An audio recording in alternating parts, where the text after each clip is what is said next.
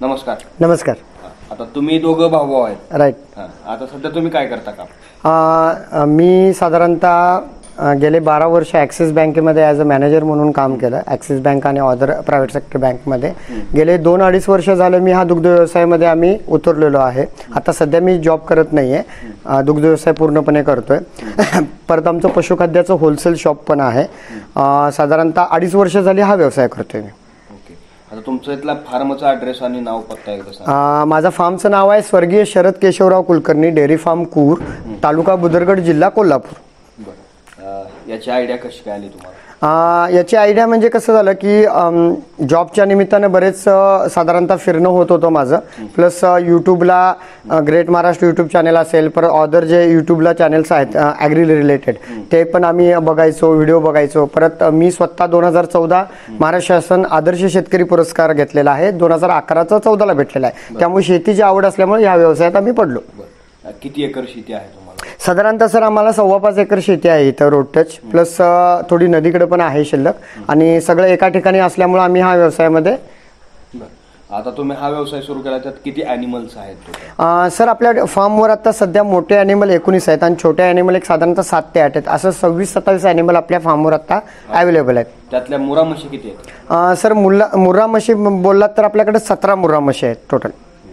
तुम्ही त्या कुठून आणल्या होत्या? 17मध्ये सर कसं झालं की पूर्वी माझ्याकडे 7-8 ज्या होत्या त्या लोकल मुर्रा मी हरियाणातून आणलेल्या शेतकऱ्याकडनं परचेस केल्या.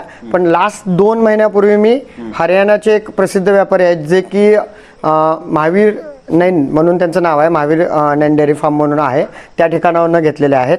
आणि याचा रेफरन्स मला ग्रेट महाराष्ट्र यूट्यूब चॅनल मी पाहत होतो, गेले साधारणतः 5 वर्ष झालं बघतोय आणि त्यातून मला एक्सपिरियन्स भेटला आणि मी महावीरजींशी संपर्क साधला. तुमच्या इथं आले तर वाटलं होतं का तुम्हाला इथे येऊन बघ? नाही, पहिल्यांदा तर मी स्वर्गीय शरद केशवराव कुलकर्णी डेअरी फार्मकडून महावीरजींचं स्वागत करतो. आणि तुम्ही ग्रेट महाराष्ट्र यूट्यूब चॅनलचे जे तुम्ही सगळे अधिकारी पदाधिकारी जे आहात ते माझ्याकडे आलात, हे पहिल्यांदा मी तुम्हाला स्वागत करतो, मनपूर्वक स्वागत.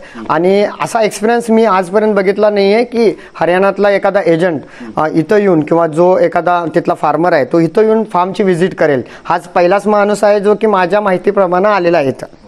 महावीर जी कैसे लगा इधर आके? बहुत अच्छा खुशी मिली सर जी. अभी 2 महीने पहले भैंस आई थी सर, लेके आए थे और सभी भैंस सक्सेस है. सभी अभी 4-5 भैंस गायब भी हो गई है और सभी बढ़िया दूध दे रही है अच्छी तरह. हमने जो इनका उधर वीडियो बनाया था, उधर जो बफेलो दूध दे रही थी, इधर दे रही है क्या? हाँ, बरोबर दे रही है सर जी. वही चीज देखने के लिए आए अभी.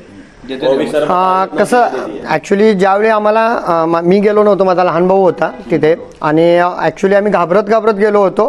पण माझ्या शेजारच्या गावामध्ये म्हशी आल्या होत्या त्यांच्या 2 किलोमीटरवर, आणि तुमचा पण आम्ही बघितल्यामुळं आम्ही गेलो तिथं. जो आम्हाला तिथे दाखवले होत्या, काही म्हशी चिकावर होत्या, काही म्हशी व्यवस्थित दूध देत होत्या.